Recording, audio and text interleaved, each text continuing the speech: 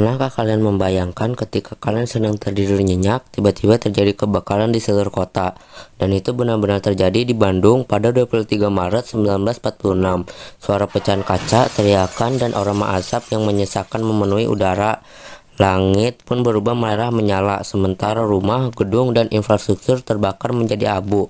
Tapi ini bukan kehancuran tanpa alasan, ini adalah Bandung Lautan Api. Perlawanan heroik rakyat Bandung terhadap ultimatum Belanda yang ingin merebut kembali kota mereka.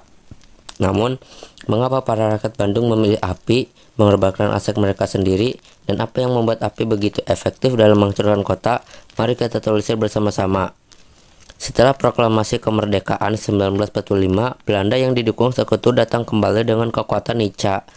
Bandung, kota yang strategis dengan infrastruktur penting seperti jalur kereta api, pabrik, dan gudang senjata, menjadi incaran mereka. Belanda datang, rakyat harus menyerahkan Bandung bagian selatan.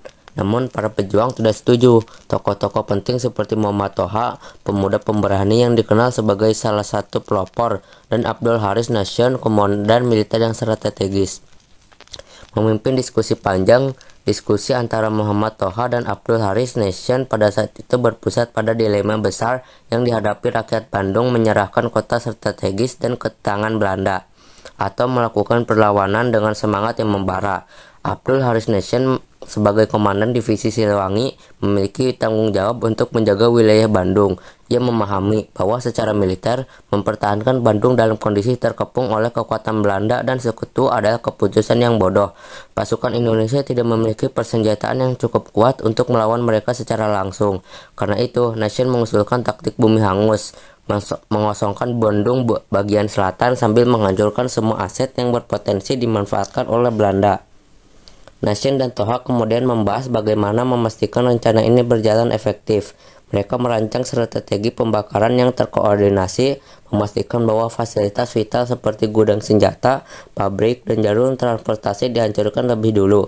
Toha juga menawarkan diri untuk memimpin langsung aksi pembakaran di beberapa titik kritis, termasuk gudang amunisi Belanda.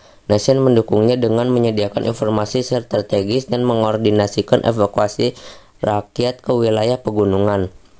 Muhammad Toha sebagai pemuda pemberani dan barisan rakyat Indonesia memberikan perspektif berbeda. Ia menekankan bahwa tindakan ini bukan hanya taktik militer, tetapi juga simbol perlawanan yang akan dikenang oleh generasi mendatang. Toha memahami bahwa membakar Bandung berarti meminta rakyat untuk meninggalkan rumah dan harta benda mereka, sebuah pengorbanan yang sangat besar dalam diskusi. Toha menyampaikan keyakinannya bahwa semangat rakyat Bandung cukup besar untuk mendukung keputusan ini. Ia meyakinkan Nation bahwa rakyat akan setuju, karena mereka lebih memilih kehilangan segalanya daripada kembali hidup di bawah penjajahan. Nation dan Toha kemudian membahas bagaimana memastikan rencana ini berjalan efektif. Mereka merancang strategi pembakaran yang terkoordinasi, memastikan bahwa fasilitas-fasilitas yang penting seperti gudang senjata, pabrik, dan jalur transportasi dihancurkan lebih dulu. Toha juga menawarkan diri untuk memimpin langsung aksi pembakaran di beberapa titik kritis, termasuk gedung amunisi Belanda. Nation mendukungnya dengan menyediakan informasi strategis dan mengordinasikan evakuasi rakyat ke wilayah pegunungan. Keputusan akhirnya tercetus: lebih baik menghancurkan kota daripada membiarkannya jatuh ke tangan penjajah.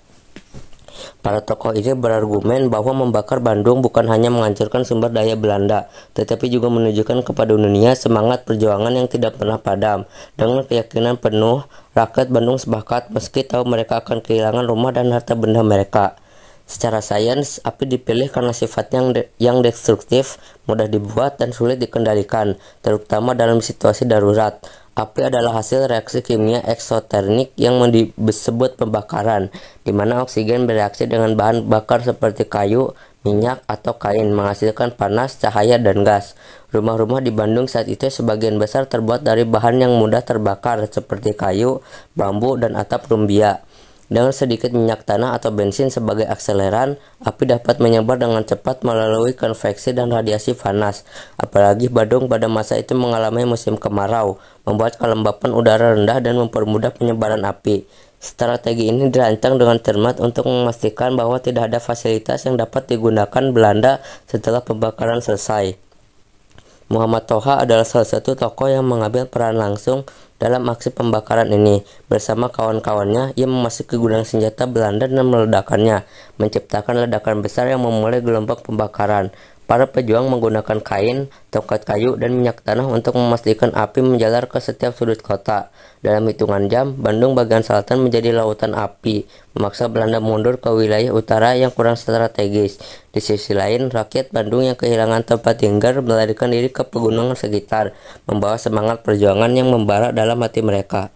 Reaksi Belanda saat mengetahui Bandung sudah terbakar memang penuh kekagetan dan rasa tidak percaya.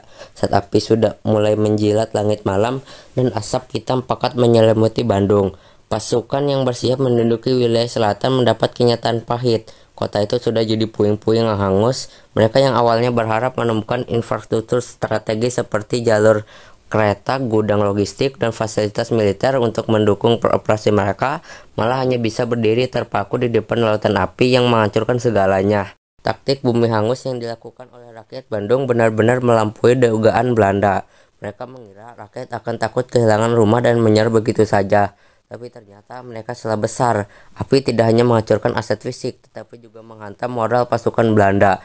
Beberapa di antaranya bahkan dilaporkan panik karena besarnya kobaran api yang sulit dikendalikan. Sementara yang lain sibuk mencari cara untuk melindungi diri dari sikap pekat dan panas yang membakar. Dengan langkah mundur yang terpaksa dilakukan, Belanda akhirnya hanya bisa menatap puing-puing kota sambil bergumam.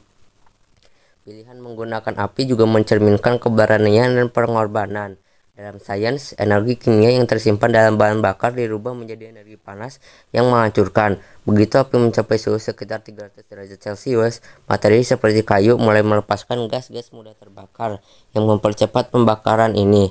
Menjelaskan bagaimana rumah-rumah di Bandung yang sebagian besar terbuat dari bahan organik dengan cepat berubah menjadi abu. Dalam waktu singkat, api meratakan sebagian besar kota selatan, meninggalkan puing-puing yang tidak lagi berguna bagi Belanda. Bandung Lautan Api adalah bukti bahwa perjuangan tidak hanya soal senjata, tetapi juga soal keberanian dan strategi. Para tokoh seperti Muhammad Toha dan Abdul Haris Nation memimpin aksi ini dengan patuh keyakinan bahwa api adalah simbol perlawanan yang tidak akan pernah padam. Kota yang membara malam itu tidak hanya terbakar secara fisik, tetapi juga menjadi obor semangat kemerdekaan yang menyala di seluruh Indonesia. Dalam penghancuran ada pesan yang jelas. Lebih baik kehilangan segalanya daripada hidup di bawah penjajahan.